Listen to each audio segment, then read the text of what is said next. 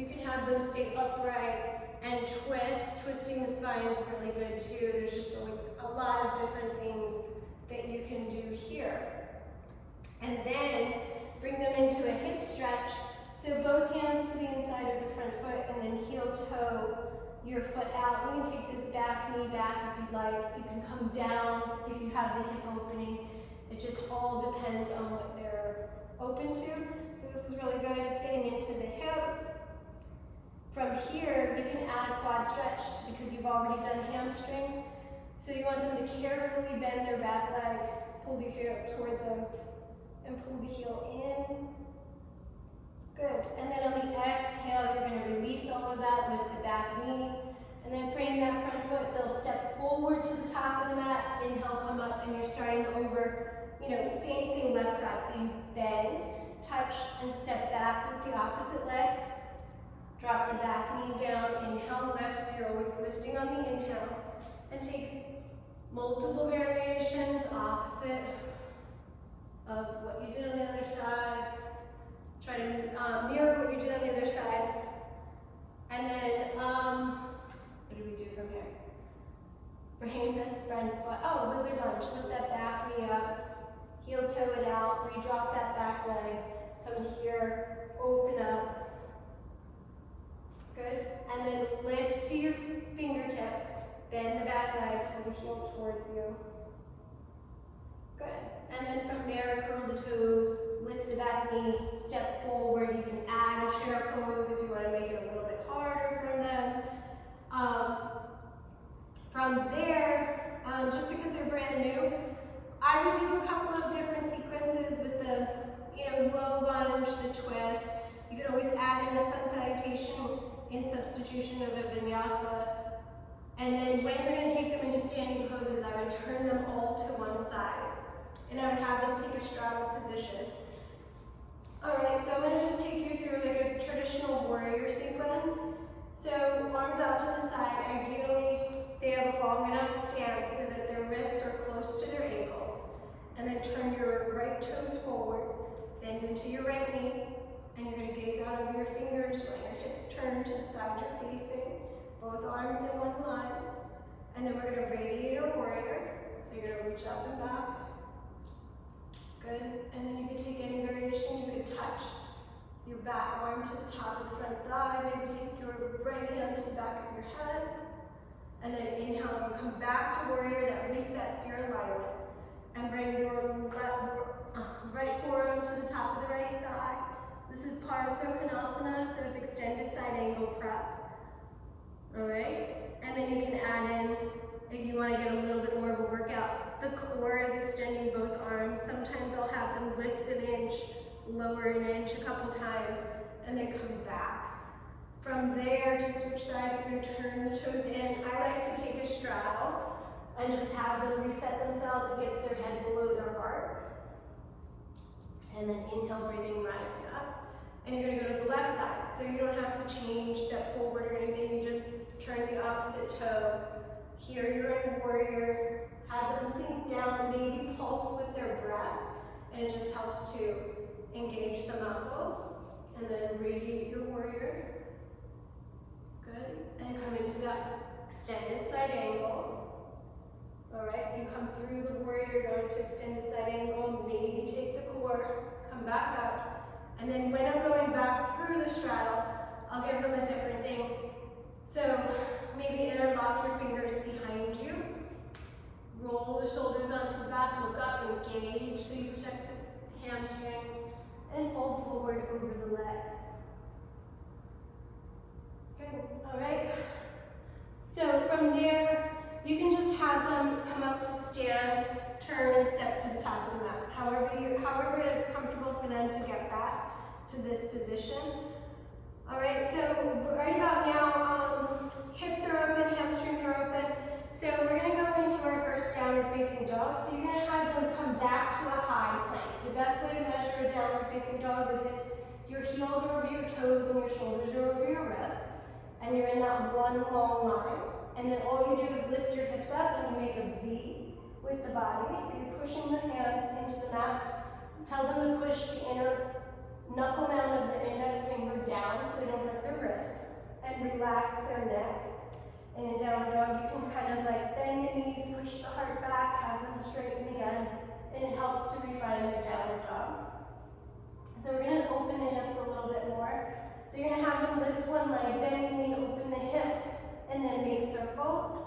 So they're just going to go in one direction, and then the opposite direction. Okay, and then they're going to come back through the center, and they're going to draw their right knee towards their right breast, and they're going to come into what's called pigeon pose.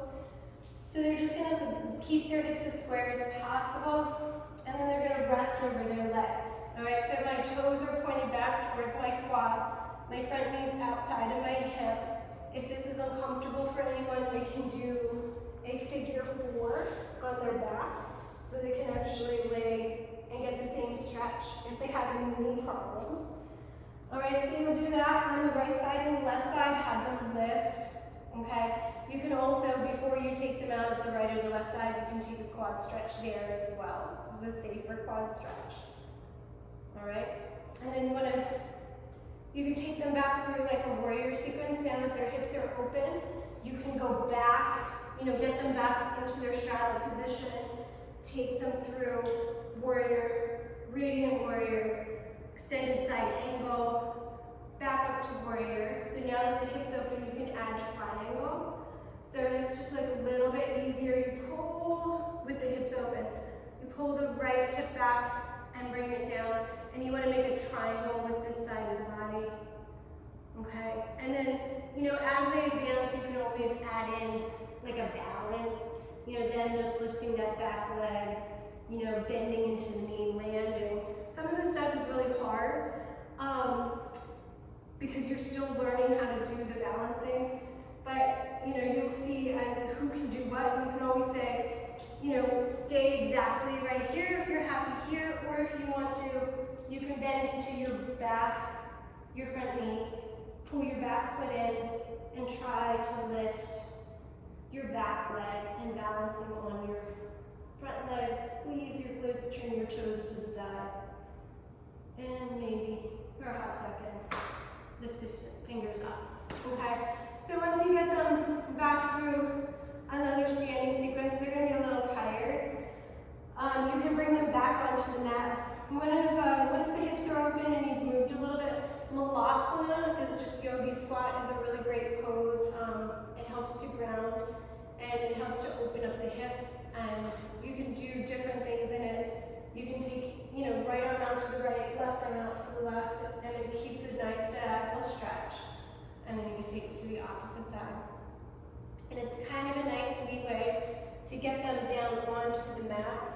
Okay, once they're on the mat, you can have them fold forward. You can have them take, runner stretches. This one's a really nice one, so when you're here, this is just a runner stretch. It's called Janu Shirshasana. And then gate pose is nice because it gets into the side body. So you just bring whichever leg, that arm to the inside of the shin, and you turn and just reach up and over, wherever you are, and then switch, take the opposite side. This one is star pose. It's really good for the IT band.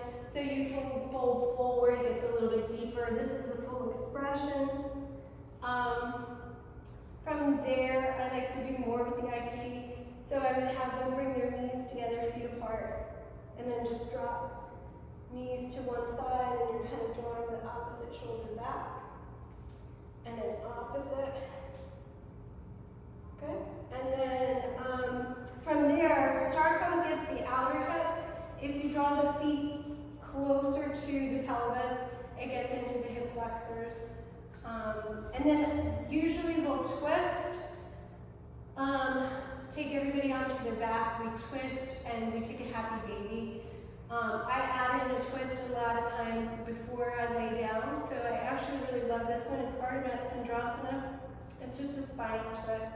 So you're crossing right foot over left knee, left hand behind you, right arm reaches up, and then elbow comes down, and you twist and look over the shoulder by pushing the elbow into the knee. You can keep the legs straight, or if they have the flexibility, you can place the foot to the outer hip. Okay, and you just switch. And then a lot of times you can do, abs, depending on their, ability and their athletic levels. There's boat pose, there's low boat, there's high boat. You can add any of this stuff in before you actually take them onto the mat.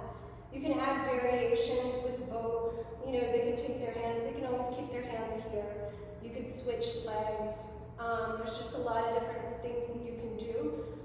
And once you have them down onto the mat, I like to do supine twist, so it's arms out to the side, knees in, drop your knees to the left, look to the right, take it to the opposite side, hold it for a couple breaths.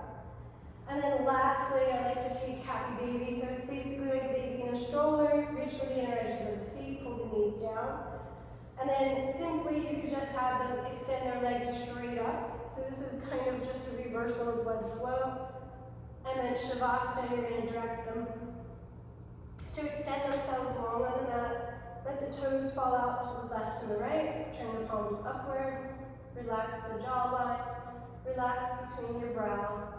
And come to a place where you can let go. Lack of responsibility.